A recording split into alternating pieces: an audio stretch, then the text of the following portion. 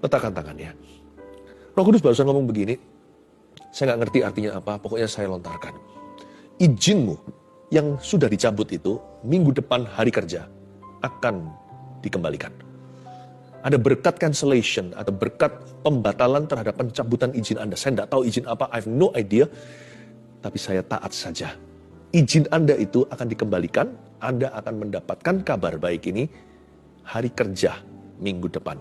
Dan Anda akan kembali beroperasi, apa yang disegel Tuhan akan buka, tawanan pahlawan pun dapat dibebaskan. Nah, jadi roh peramal ini adalah roh yang sangat berguna bagi orang-orang serakah. Siapa ingin cepat kaya, jasa dari roh ini akan sangat terasa. Nah, sekarang di dalam zaman kita juga melihat kondisi yang sama. Meskipun beda alat, tapi kondisi sama diberikan. Cepat kaya dengan agama, cepat kaya dengan iman. Kamu mau cepat kaya, mungkin hamba Tuhan tidak mampu memberikan pandangan masa depan, tidak bisa meramal. Tapi hamba Tuhan bisa doakan supaya engkau jadi kaya. Ketika manusia digoda setan, satu aspek yang sering kali rentan adalah tentang keuangan. Iblis bisa menggoda dan mengatakan, uangmu kurang, kamu kurang dihargai di tempat kerja. Sekarang kamu banting tulang 1 bulan cuma dapat segini. Untuk beli kebutuhan sehari-hari pun sudah terbatas. Kasihan kamu ya, ayo cepat tinggalkan pekerjaanmu. Cari lain yang lebih bagus, atau tunggu momen kamu meledak. Menjadi orang penting, atau menjadi orang sukses mendadak. Pokoknya jangan mau kerja dengan hasil yang rendah. Atau kamu punya keuangan sudah cukup besar, tapi masih kurang besar. Apakah uangmu cukup untuk beli barang mewah? Masih kurang bukan? Kalau gitu kerja lagi, cari jalan lebih singkat untuk mendapatkan keuangan. Maka dunia kita adalah dunia yang sistemnya mulai memberikan kepuasan, memberikan makanan seolah-olah kepada kita yang sangat perlu keuangan, sangat perlu jaminan untuk bisa mewah atau bahkan bisa sekadar bertahan hidup. Saya perlu jaminan bahwa sistem yang ada membuat saya aman. Nah, tapi saudara sekalian, ketika Tuhan bawa Israel keluar dari Mesir, Tuhan bawa orang Israel ke sistem yang sangat-sangat buruk untuk keuangan, yaitu tinggal di padang gurun. Wah, Israel bisa apa di padang gurun?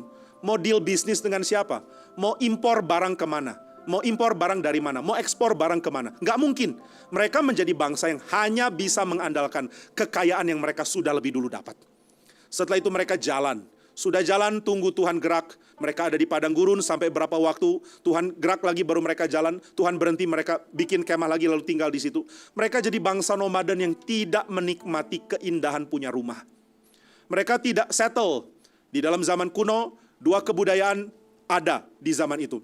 Yang pertama kebudayaan maju, yaitu kebudayaan yang sudah menetap. Kebudayaan yang bercocok tanam, kebudayaan membangun kota, kebudayaan yang bisa menetap dan mengembangkan tempat di mana mereka ada.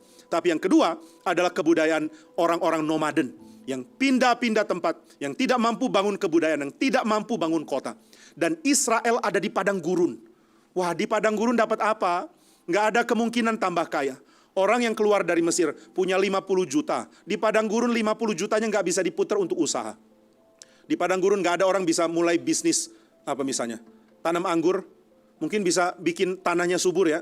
Kita taruh air, kemudian taruh kotoran binatang, kita campur, kita tanam anggur di sini. Baru mulai hancurkan tanahnya, baru mulai siapkan. Sudah Tuhan suruh pindah. Oke, pindah lagi. Wah Tuhan, ladang anggurnya bagaimana? Nggak ada ladang anggur, nggak bisa tumbuh di sini. Pindah. Jadi mereka yang punya uang berapa? Mereka terus jalan di padang gurun dengan uang yang makin lama makin menipis. Lalu tambahan uang dari mana? Nggak ada. Tuhan latih mereka untuk berserah sepenuhnya kepada Tuhan tanpa ada kemungkinan tambahan keuangan di dalam sistem di padang gurun. Maka Israel mendapatkan ada 3 sistem. Sistem pertama sistem sosial di Mesir, di mana mereka bisa cari keuntungan tapi levelnya budak. Golongan kedua adalah sistem di Kanaan yang Tuhan janjikan, yang katanya penuh berlimpah dengan susu dan madu, berlimpah dengan hasil tanah, berlimpah dengan tanah yang subur dan hasilnya. Wah, kalau begitu tanah Kanaan paling cocok. Tapi antara sistem pertama dan sistem kedua ada satu sistem yang di tengah-tengah yang harus mereka lewati, yaitu sistem padang gurun. Wah, sistem padang gurun ini sulit sekali. Di mana dapat air? Tunggu Tuhan beri. Di mana dapat makanan? Tunggu Tuhan kirim. Di mana bisa tambah kaya? Nggak bisa. Gimana bisa perbesar rumah? Jangankan perbesar, rumah pun kamu nggak ada kok. Kamu cuma punya kemah. Jadi kamu jalan satu tempat ke tempat lain, pikul kemah. Setelah itu Tuhan suruh berhenti, kembangkan lagi kemah, bentangkan kembali kemah. Tidur dengan sederhana. Lalu setelah itu jalan lagi. Mereka jadi bangsa nomaden. Maka mulai ada orang bersungut-sungut.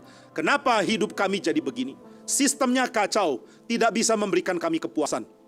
Nah, di dalam sistem di padang gurun, meskipun terlihat sulit, meskipun seperti tidak memberikan keuntungan, tetapi memberikan kepada mereka keamanan dari roh yang bersifat nubuat ini. Roh atau arwah peramal.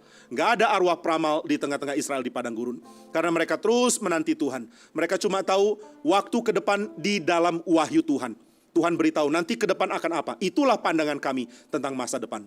Dan mereka tidak dapat informasi detail tentang ke depan harus lakukan apa atau bagaimana dapat keuntungan karena Tuhan tidak bukakan kepada mereka hal detail tentang masa depan.